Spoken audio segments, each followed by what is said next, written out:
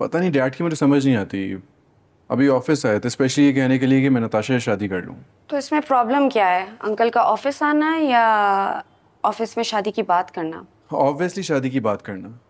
जबकि मैं सबको समझा समझा के थक गया कि मुझे अभी शादी नहीं करनी, लेकिन किसी को समझ ही नहीं आ रही है बात, इवन नताशा को भी नहीं। डैड आपने बुलाया मुझे?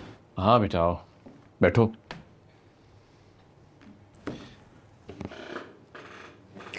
कोई काम? क्यों, बगैर काम के मैं तुमसे बात नहीं कर सकता? नहीं, मेरा वो मतलब नहीं था। आई मीन बस वैसे ही पूछा। ऑफिस कैसा चल रहा है? बिल्कुल वैसे ही जैसा आप चाहते हैं। देखो बेटा, मैं भी हर बाप की तरह चाहता हूँ कि मेरे बेटे का सिक्योर फ्यूचर हो, और बहुत से फैसले हैं जो मेरी मर्ज़ी के हैं, तुम्हारी मर्ज़ी के ख़िलाफ़। इट्स ओके डैड, आप खुश हैं ना? काफ़ी है। हाँ, बस एक ख्वाहिश मेरी अधूरी रह गई है। आप क्या कसर बाकी रहेगी डैड?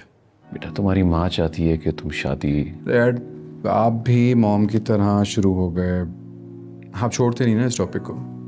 बेटा, ये इतना मुश्किल काम नहीं है जितना तुम टाइम ले रहे हो।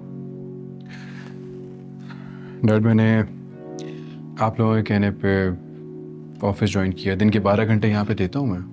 अब जो 4 पल ज़िंदगी में सुकून के रह गए हैं, आप चाहते हैं वो भी किसी को बेच दूँ। मुझे बताएं ना, मैं ऐसा क्या करूँ कि वो खुश हो जाए? मैंने ऐसा क्या कह दिया?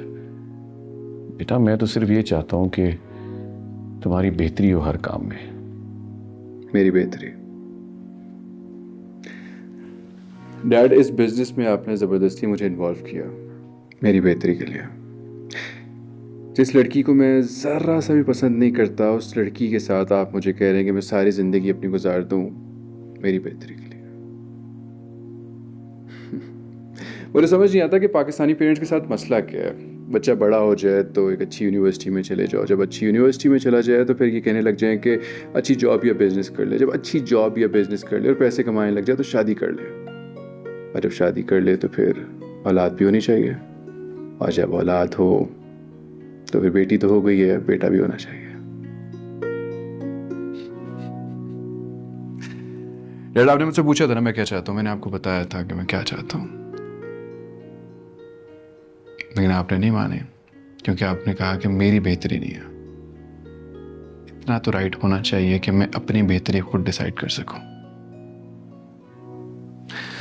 लेकिन आप कह रहे हैं तो मैं आपकी बात मान लेता हूं।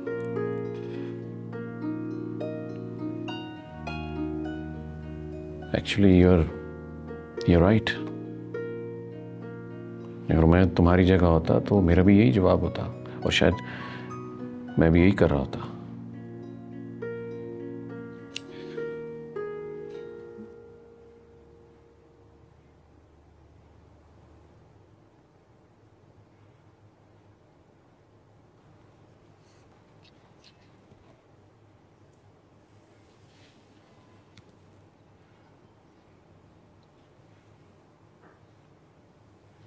क्या हुआ है? परेशान हो? बस ऐसे ही। Can I help you with something? पता नहीं डैड की मुझे समझ नहीं आती। अभी ऑफिस आए थे स्पेशली ये कहने के लिए कि मैं नताशा से शादी कर लूँ। तो इसमें प्रॉब्लम क्या है? अंकल का ऑफिस आना या ऑफिस में शादी की बात करना? ऑब्वियसली शादी की बात करना। जबकि मैं सबको समझा समझा के थक गया कि मुझे अभी शादी नहीं करनी, लेकिन किसी को समझ नहीं आ रही है बात, इवन नताशा को भी नहीं। वैसे तो ये तुम्हारा पर्सनल मैटर है, but I think they should have understand this. मुझे तो अफसोस हो रहा है कि मैं पाकिस्तान आया क्यों।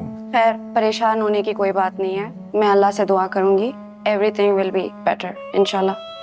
तुम बताओ, कोई ज़रूरी काम तो? मैंने कुछ ईमेल्स डिस्कस करनी थी, तो I needed you for a while. चलो मैं आ रहा हूँ। ओके।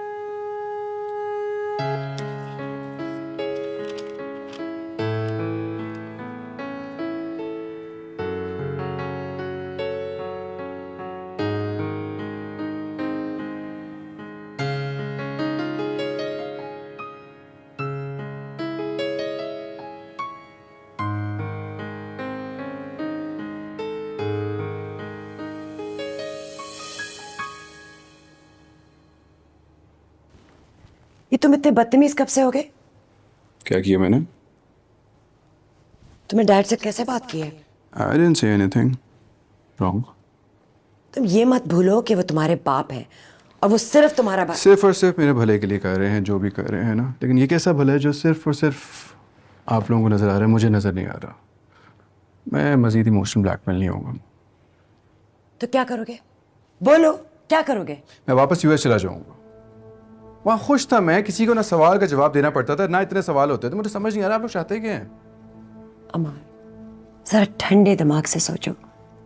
नताशा अच्छी लड़की है और हम तुम्हें कौन सा इतना मुश्किल फैसला करने को कह रहे हैं? हाँ, मेरी बात सुन।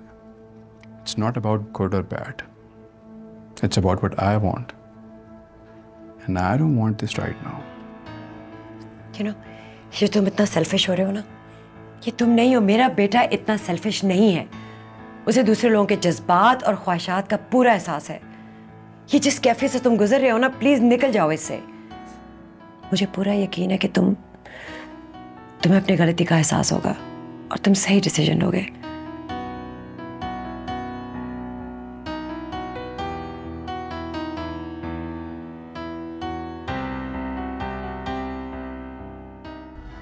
देखिए फातिमा फिंग पीर से जुम्मा रात 7 बजे। क्योंकि मैं ग्रीन हूं।